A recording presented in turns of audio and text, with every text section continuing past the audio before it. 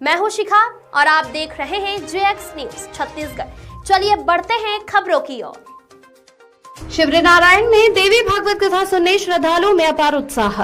कथा व्यास लाडली रुचिता तिवारी के मुखारविंद से कथा रूपी अमृत वर्षा का सभी श्रद्धालु उठा रहे आनंद।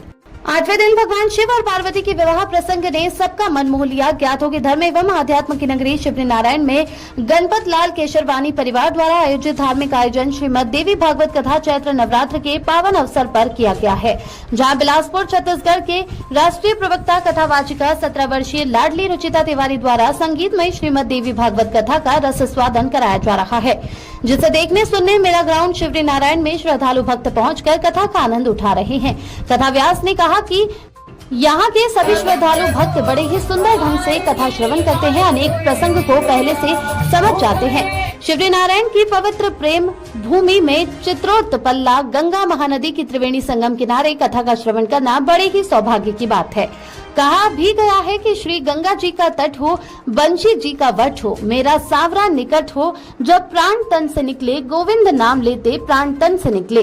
श्री राम वन पथ गमन मार्ग शबरी नारायण धाम ऐसे तीर्थ स्थल में कथा श्रवण कराना बड़े सौभाग्य का विषय है। इस अवसर पर अनेक श्रद्धालु उपस्थित थे। कथा के 8वें दिवस सबने भगवान शिव पार्वती के विवाह में शामिल होकर बड़े ही भाव के साथ उपहार भेंट किए।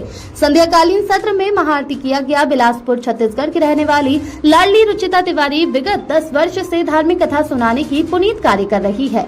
नगर में आए दिन धार्मिक आयोजन का क्रम बढ़ रहा है। धार्मिक नगरी शिवरीनारायण में श्रीमद देवी भागवत कथा का भव्य आयोजन कह सकते हैं। महानदी का किनारा, इसके अलग ही महत्व है और आप पहली बार यहाँ पर कथा व्यास के द्वारा सबको बता रहे हैं, श्रद्धालुओं को काफी अच्छा जानकारी बताएंगे मैम।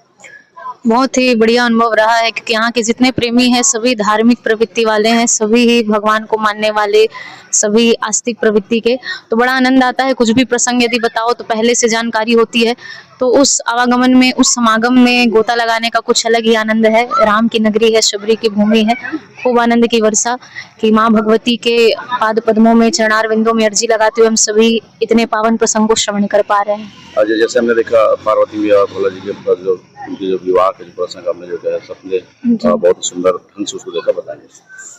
आज हम सभी ने विवाह का दर्शन किया कि किस प्रकार से शिव और शक्ति एक हुए हैं, क्योंकि बगैर शक्ति के शक्तिमान कभी नहीं हो सकते। जब तक शक्ति न रहे तब शक्तिमान का शक्ति क्षीण हो जाता है। इसलिए स्वयं माँ जगत जननी शक्ति प्रदान करने वाली नहीं बल्कि स्वयं ही शक्ति है।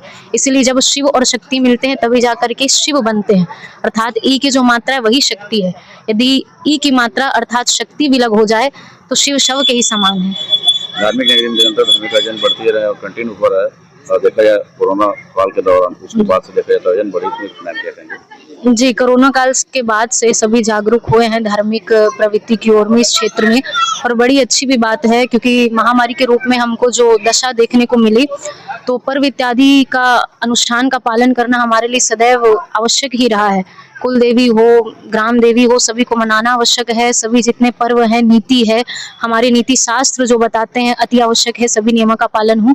इसलिए कोरोना काल के बाद जागरूकता दिखी है और ये बड़ी अच्छी बात है कि धार्मिक क्षेत्र की ओर हम सभी बढ़ रहे हैं। श्रद्धालु जन मीडिया के माध्यम से और कुछ कहना चाहेंगे? बस मूल तो यही है कि सभी भगवती के चरणों का आश्रय लेते हुए, माँ शब्दों के द्वारा संबोधित करते हुए जगत जननी को मनाए, क्योंकि साधना कर्म जप तप इत्यादि कलयुग में यह नहीं है। कलयुग केवल नाम आधारा, सुमर सुमर नर उतर ही पारा। तो माँ कह करके जगत जननी को पुकारे और अपने जीवन का कल्याणार्थ की ओर सभी लेकर के चले।